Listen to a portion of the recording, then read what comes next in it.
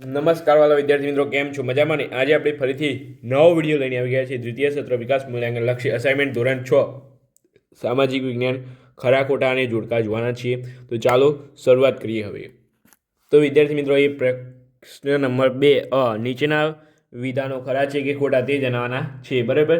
તો ચાલો જોઈ લઈએ હવે પ્રકરણ નંબર 5. બુધે સારનાથમાં જ્ઞાન પ્રાપ્ત થયું હતું. તો વિદ્યાર્થી મિત્રો, જવાબ આવશે તમારે ખોટું. ત્યાર પછી 2 નંબર છે, સ્વામી મહાવીર સ્વામી જૈન ધર્મના પ્રથમ તીર્થકર હતા. તો જવાબ આવશે ખોટું.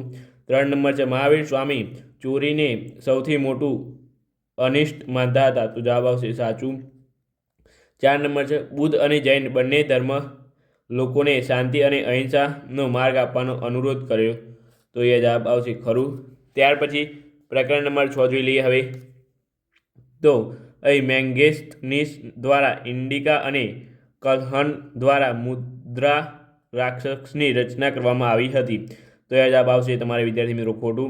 ચંદ્રગુપ્તે પોતાના અંતિમ સમય શ્રવણ બેલ ગોળોમાં વિતાવ્યો હતો. તો જવાબ આવશે સાચું. ગ્રાન્ડ ટ્રંક રોડ એશિયા ખંડનો સૌથી જૂનો અને લાંબો મુખ્ય રોડ છે. તો એ જવાબ આવશે તમારે ખરું. 4 નંબર છે, સારનાથનો શિવ સ્તંભ ચંદ્રગુપ્ત મૌર્યે બંધાવ્યો હતો. તો એ જવાબ આવશે તમારે ખોટું. ત્યાર પછી આ પ્રકરણ નંબર 7ની વાત કરી લઈએ હવે. તો અહીંયા છે, કુમારદેવી લીછવી જાતિની કન્યા હતી. તો એ જવાબ આવશે ખરું. ગુપ્ત સમયના હિન્દી ભાષાને રાજભાષાનું સ્થાન મળ્યું હતું. તો એ જવાબ આવશે ખોટું. ગુપ્ત સંવતની શરૂઆત થવાથી માં કાળ ગણાની ગોઠવણી શક્ય બની. તો એ જવાબ આવશે ખરું.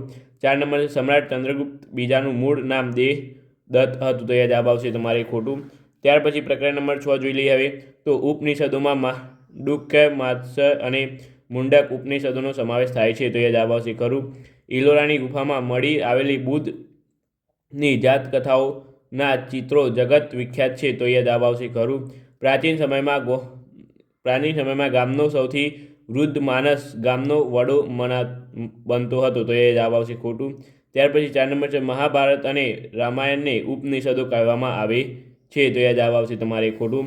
ત્યાર પછી પ્રકરણ નંબર 11 જોઈ લઈએ હવે. હિમાલય ગીર પર્વત છે. તો જવાબ આવશે ખરું. ભારતમાં વૈવિધ્ય અને ખંડ પર્વત છે. ભારતમાં વૈવિધ્ય પર્વત અને ખંડ પર્વત છે. તો એ જવાબ આવશે ખરું. દક્ષિણ અમેરિકામાં પેટાગોનિયાનો ઉચ્ચ પ્રદેશ ખંડીય ઉચ્ચ પ્રદેશ છે. તો એ જવાબ આવશે ખોટું.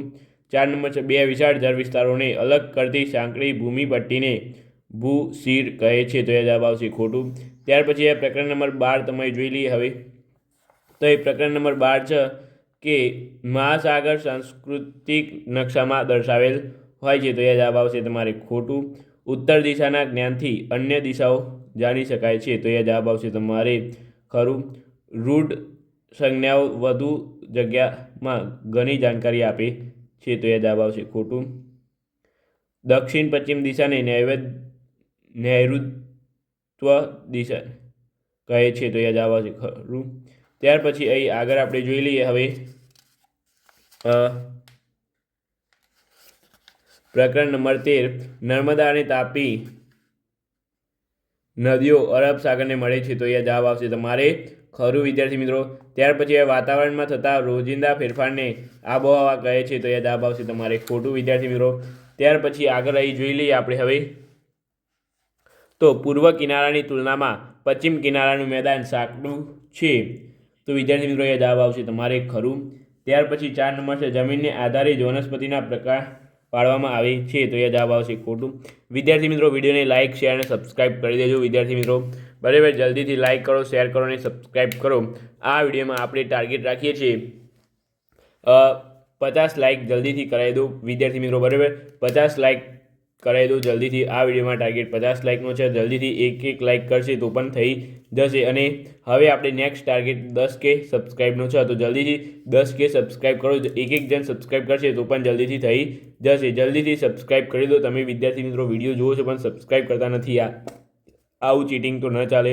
બરાબર, આપણે તમારા આખું અસાઇનમેન્ટનું આપણું સંપૂર્ણ સોલ્યુશન લાવીએ છીએ અને તમે માત્ર એક સબસ્ક્રાઈબ ન કરો, ફ્રી સબસ્ક્રાઈબ છે કરવાનું, તો પણ તમે કરતા નથી સબસ્ક્રાઈબ. તો કરી દો જલ્દીથી. ક્યાં હતા આપણે? એ પણ ભૂલી ગયા. ફરીથી જોઈ લઈએ. જમીનને આધારે જ વનસ્પતિના પ્રકાર પાડવામાં આવે છે. તો ખોટું. બરાબર વિદ્યાર્થી મિત્રો. પ્રકરણ નંબર 16 તાલુકા પંચાયતની બેઠકો તાલુકાની વસ્તી પ્રમાણે નક્કી થાય છે, તો એ જવાબ આવશે ખરું. નગરપાલિકા નગરજનોને બગીચા, પુસ્તકાલય વગેરેની સડકો પૂરી પાડે છે, તો એ જવાબ આવશે ખરું.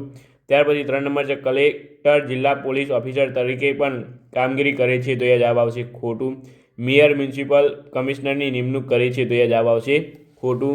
પ્રકરણ નંબર 17 અહીં છે તમારે શહેરોના લોકોની આસપાસ ગામડામાં રોજગારી મેળવવા જાય છે. શહેરોના લોકો આસપાસના ગામડાઓમાં રોજગારી મેળવવા જાય છે, તો એ જવાબ આવશે ખોટું.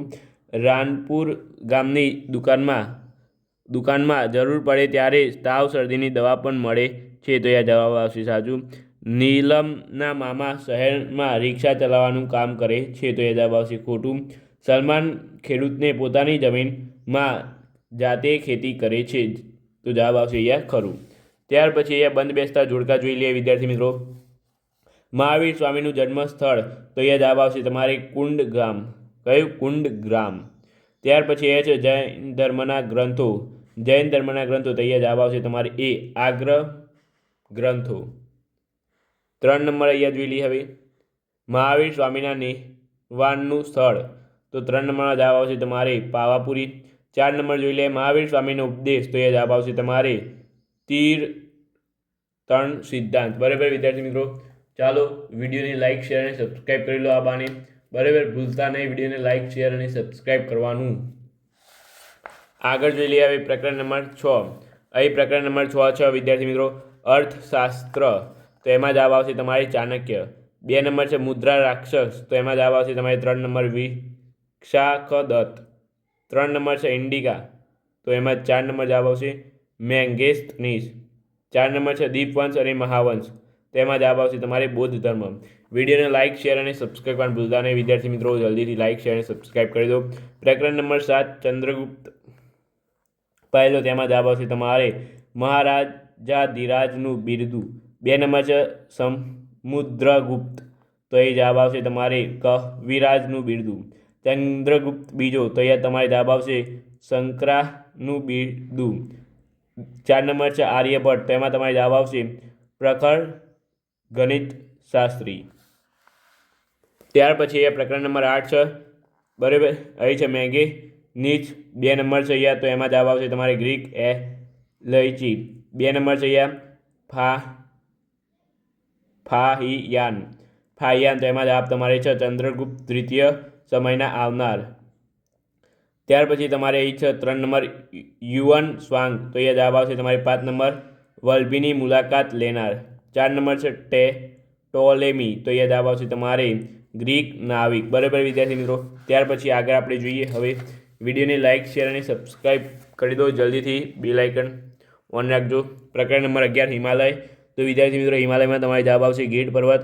ત્યાર પછી એ 2 નંબર છે, 2 નંબરમાં 4 નંબર આવશે સાપુતારા, તો ખંડ પર્વત. અરવલ્લી 3 નંબર છે, તેમાં જવાબ આવશે 2 નંબર અશિષ્ટ પર્વત. અરવલ્લી 3 નંબર છે, તેમાં જવાબ આવશે તમારે 2 નંબર અવશિષ્ટ પર્વત. 4 નંબર પાવાગઢ, તો એમાં જવાબ આવશે જ્વાળામુખી પર્વત. ત્યાર પછી પ્રકરણ નંબર 12 જોઈ લઈએ હવે પર્વતો, ઉચ્ચ પ્રદેશો વગેરે, તેમાં જવાબ આવશે તમારે ભૂપૃષ્ઠતા નકશા. ત્યાર પછી 2 નંબર છે ગ્રહો ઉપગ્રહો વગેરે, તેમાં જવાબ આવશે તમારે ખગોળીય નકશા. 3 નંબર છે રાજ્ય ખંડ વગેરેની સરહદો, તેમાં જવાબ તમારે આવશે 5 રાજકીય નકશા. 4 નંબર છે ઉદ્યોગોનો તબક્કાવાર ઇતિહાસ, ઉત્પાદન વગેરે, તેમાં જવાબ આવશે તમારે 2 નંબર ઔદ્યોગિક નકશા. પ્રકરણ નંબર 13 જોઈ લઈએ હવે ડિસેમ્બરથી ફેબ્રુઆરી, તો એમાં તમારે જવાબ આવશે શિયાળો. માર્ચથી મે, તેમાં જવાબ આવશે તમારે ઉનાળો. જૂનથી સપ્ટેમ્બર, તેમાં જવાબ આવશે ચોમાસું. ઓક્ટોબરથી નવેમ્બર, તેમાં જવાબ આવશે તમારે પાછા ફરતા મોસમી પવનોની ઋતુ. ત્યાર પછી વિદ્યાર્થી મિત્રો અહીં આપણે વાત કરી લઈએ હવે પ્રકરણ નંબર 16 લાસ્ટ પ્રકરણ છે. વિડીયોને લાઇક શેર અને સબસ્ક્રાઈબ ન કર્યું હોય તો વિદ્યાર્થી મિત્રો પ્લીઝ લાઇક શેર અને સબસ્ક્રાઈબ કરી દો અને ખાસ કરીને કરજો, શેર કરો જેથી કરીને તમારા બીજા વિદ્યાર્થી મિત્રો પણ જોઈ. પ્રકરણ નંબર 16 સરપંચ, તો એમાં જવાબ આવશે તમારે ગ્રામ પંચાયતના વડા. 2 નંબર છે તલાટી કમ મંત્રી, તો એમાં જવાબ આવશે તમારે 3 નંબર ગ્રામ પંચાયતના વહીવટી અધિકાર. 3 નંબર છે તાલુકા વિકાસ અધિકારી, તો એમાં જવાબ તમારે આવશે 5 નંબર તાલુકા પંચાયત. 4 નંબર છે જિલ્લા વિકાસ અધિકારી, તો એમાં તમારે જવાબ આવશે 1 જિલ્લા પંચાયત. બરાબર, તો આ ખાસ કરીને તૈયાર કરીને જજો, તમારે કામમાં આવશે. ત્યાર પછી આગળ આપણે જોઈએ હવે બીજા વિડીયોમાં. બરાબર, વિડીયોને લાઇક શેર અને સબસ્ક્રાઈબ કરવાનું ભૂલતા નહીં. આજનું આપણે સંપૂર્ણ સોલ્યુશન જોયું છે. તો ચાલો મળીને આપણી સાથે. Thank you so much. Video તમારો ખૂબ ખૂબ આભાર.